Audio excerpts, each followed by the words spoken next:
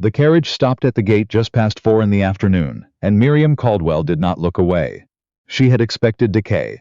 What she had not expected was the particular quality of it. The way the iron hinges had rusted in clean lines. The way the stone walls still held their shape, even as the mortar crumbled between them. The way the whole place looked less like something abandoned, and more like something waiting. She had been told Ashgrove was a fine estate. She had not been told it had been waiting for someone to believe that.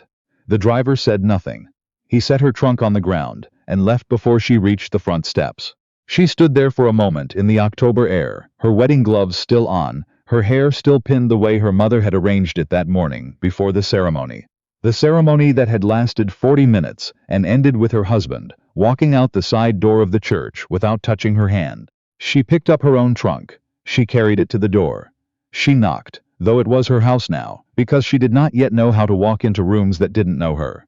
A woman answered, stout, gray-haired, with the expression of someone who had survived worse and was reserving judgment on whether this counted. Mrs. Harwick, the woman said. Yes, Miriam said, and you are Mrs. Foss. I keep the house. Miriam looked past her into the hallway. The floors were swept but not polished. The lamp on the entry table had no oil in it. There were water stains on the ceiling in the shape of something she couldn't name. How long has Ashgrove been without a full staff? She asked. Mrs. Foss blinked.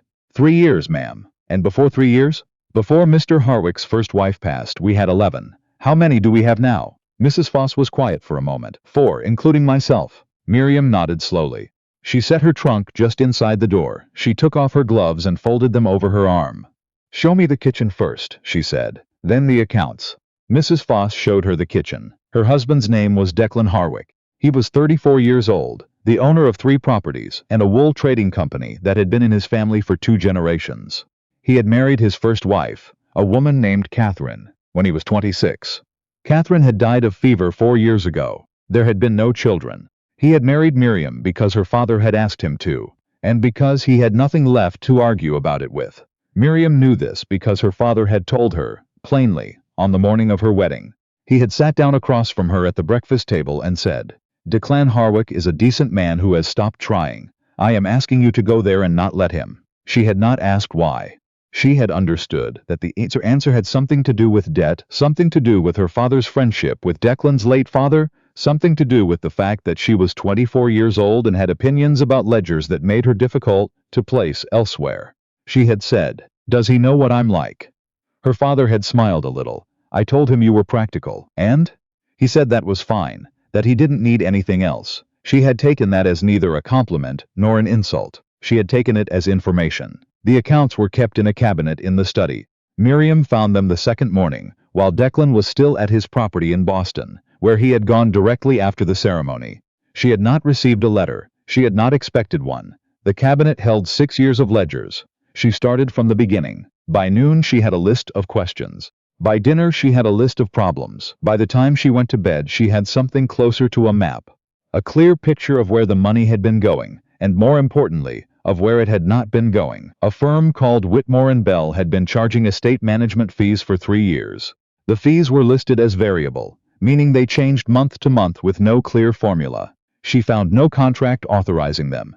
She found no letter establishing the arrangement. She found only the charges themselves, consistent, recurring, and never questioned. She wrote the amount down. She set it beside the household expense records for the same period. She held the 2 pages next to each other and looked at them for a long time. Then she wrote a letter to Whitmore & Bell. She did not ask for an explanation. She asked for the contract. Mrs. Foss found her in the garden on the 4th morning, pulling dead growth away from the rose beds with her bare hands. Ma'am, Mrs. Foss said, we have a boy for that. I know, Miriam said. He's doing the orchard wall. I don't want him to stop. Mrs. Foss stood there. The morning was cold and the ground was still wet from the night before, and Miriam's skirt hem was muddy and she did not seem to care. The boy's name is Tom, Miriam said. He's been here 6 months and no one's given him proper tools. There are 3 good pairs of shears in the shed that haven't been sharpened in years. I've asked the blacksmith in town to send someone Tuesday. You've already.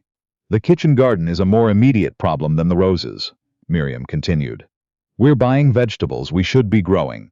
I've written to a nursery in Providence for seedling stock. If we plant before the first frost, we'll have greens by April. Mrs. Foss was quiet. I'm not criticizing how you've managed, Miriam said. She looked up. You managed with what you had. I'm adding to what you have. Mrs. Foss looked at her for another moment. Then she said, I'll bring your tea out, ma'am. The air's too cold to let it sit inside. Miriam nodded and turned back to the roses. Declan returned on the 12th day. She heard his horse on the gravel drive from the upstairs window, where she was reviewing the correspondence from Whitmore and Bell. A letter that had arrived that morning, brief and polished, explaining that the contract existed in their offices, that it had been signed by an agent acting on Mr. Harwick's behalf, and that they would be happy to forward a copy at his request. She read it twice. Then she set it on the desk. She went downstairs. He was in the entry hall, handing his coat to Mrs. Foss, looking at the floor. Not because anything was wrong with it. She had had it polished 2 days ago, but in the way of a man who looks at floors because he isn't ready to look at rooms. He was taller than she remembered from the ceremony. Or perhaps she simply hadn't looked properly then. His hair was dark and needed cutting. His face was the face of a man who had not been sleeping. Mr. Harwick, she said. He looked up. Something moved across his expression, surprise, perhaps, or the shape of it, as if he had not quite remembered she would be here. Mrs. Harwick, he said. I've put you in the east bedroom, she said. The chimney in the master draws better now that we've had it swept, but I thought you might prefer the view. I've had your study cleared. There are several matters I'd like to discuss with you when you're ready. He blinked. You've been here 12 days.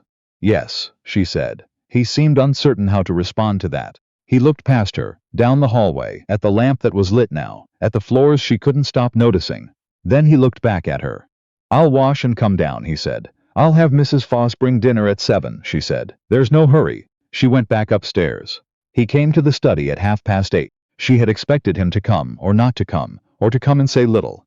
She had not expected him to sit down in the chair across from her desk and simply look at the papers she had arranged. You've been through the accounts, he said. Yes. All of them? He was quiet. Yet. Whitmore and Bell, she said. He said nothing. They've been charging this estate for estate management services since the spring of the year Catherine died, she said. She kept her voice even. She was not accusing him of anything. She was presenting facts, and she believed in the difference.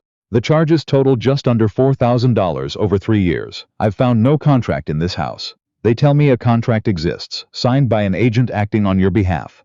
Do you know who that agent was? Declan looked at the paper she slid across to him. Fenwick, he said after a moment. He managed things while I was away, and where is Mr. Fenwick now? He left my employ 8 months ago. Did you audit the accounts when he left? The silence that followed was not defensive.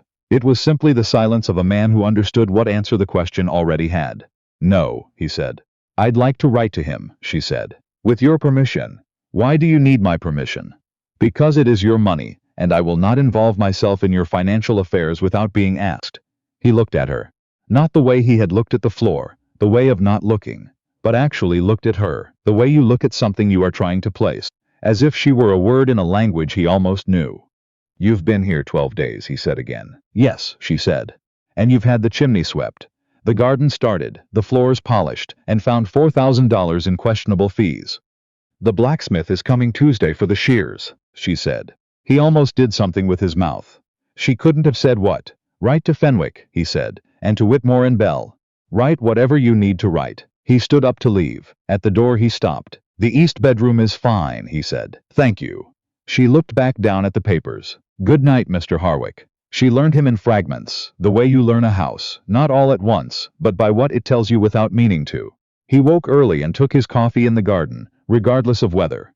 He read at night, long past midnight. In the chair by the window she could see from the corridor when she passed. He did not speak about Catherine, and she did not ask, but she saw the small things, the way he paused at the top of the stairs sometimes, as if counting steps. The way he never went into the blue parlor at the east end of the house. The way he sometimes looked at the roses she was restoring and looked away too quickly. She was not trying to fix him. She was not there to fix him. She was there because her father had said, don't let him stop trying. And she had decided that the best way to do that was to simply keep trying herself, loudly enough that it would be difficult to ignore. She planted the kitchen garden in the 2nd week. By the 3rd week, she had corresponded with Whitmore and Bell twice more, and established, clearly, that the fee arrangement had been oral, that Fenwick had agreed to it without authorization, and that the firm was aware this left them on uncertain legal ground. She had not threatened anything. She had simply laid out the chronology, named the amounts, and asked them to explain, in writing, the basis for each charge.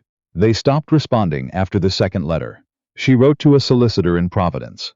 It was Declan who asked her to explain what she was doing, one evening in November, when the fire was lit and the house smelled like the cinnamon Mrs. Foss had put in the cider. "What exactly are you expecting to get from them?" he said. She looked up from her papers. "I'm not certain yet," she said honestly. "Recovery of some portion, certainly. The more important outcome is establishing that it won't continue. They may simply ignore you. Then I'll stop writing letters and start sending them to people who can't ignore me," she said. "Your solicitor in Providence has contacts on the commercial board, and the firm's largest client is a family I believe your late father knew. People generally prefer to settle quietly." He stared at her. "Where did you learn to think like this?" he said. It was not a compliment, exactly. It was closer to bewilderment. But she took it as the first real question he had ever asked her, and she answered it as such. "My father kept poor records," she said.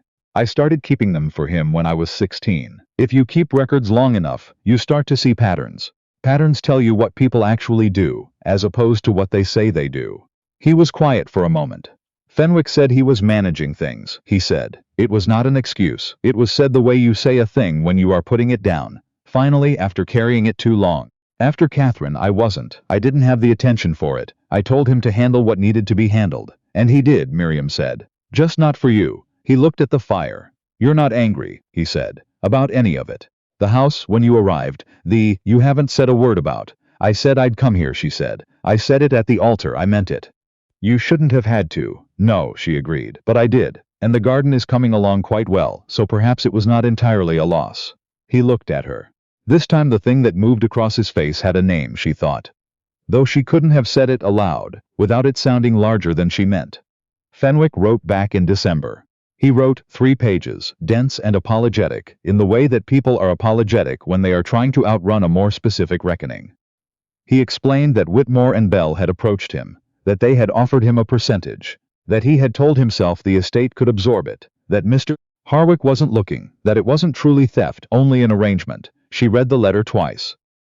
Then she folded it and carried it to Declan's study and set it on his desk without a word. He read it standing up. When he finished, he set it down and was quiet for a long time.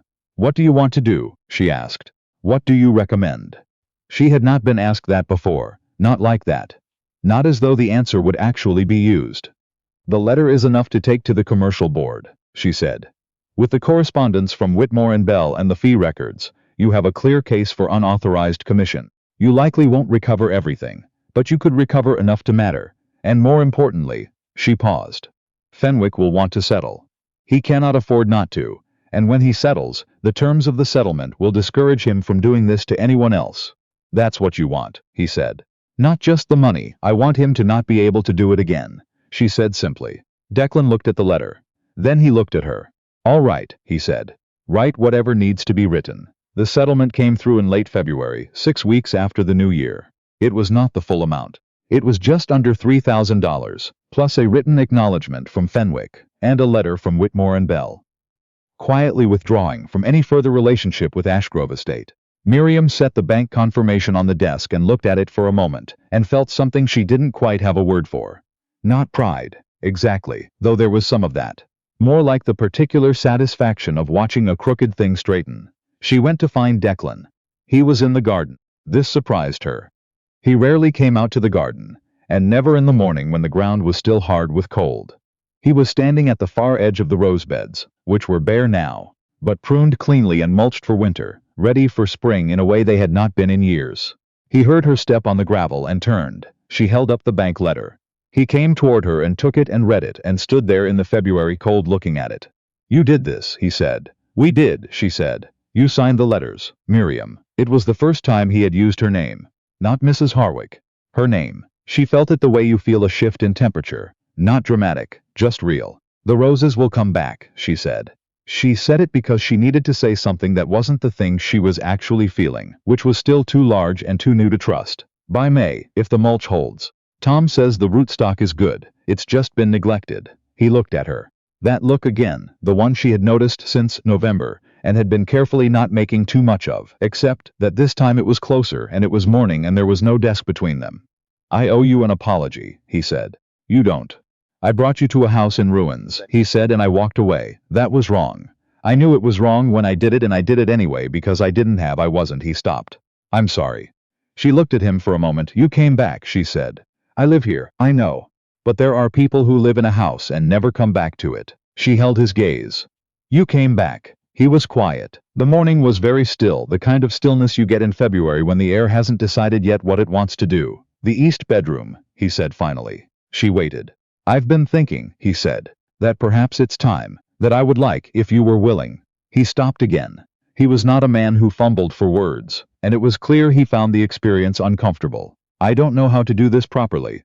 I haven't. It's been a long time since I tried. I don't need it done properly, she said. He looked at her. I just need it done honestly, she said. Something in his face shifted. Not broke, exactly, but opened. The way a window opens when someone finally remembers it's been closed too long. He reached out and took her hand, slowly, with the careful deliberateness of a man who was not going to do anything he wasn't certain of.